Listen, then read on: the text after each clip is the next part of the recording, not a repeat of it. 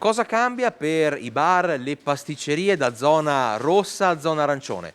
Poco, sono leggere sfumature che però hanno il sapore di un lento ritorno alla normalità. Si spera un po' di più, visto che i negozi riapriranno, andiamo verso la bella stagione, ci sono stati fatti anche tanti vaccini.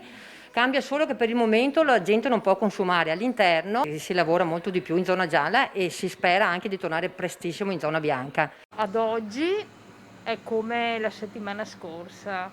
Speriamo con l'apertura delle scuole, speriamo che ci sia un po' più di movimento. Veneto in zona arancione riaprono i negozi, ripartono le scuole, c'è la speranza di vedere un po' di movimento in più.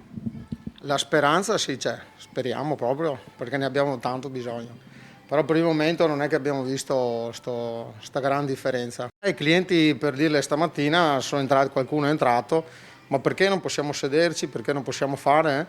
La gente è molto confusa. Si nota un pochino di movimento in più. Guarda, stamattina credo non è tanto ancora, perché abbiamo visto anche l'andamento più o meno come gli altri giorni.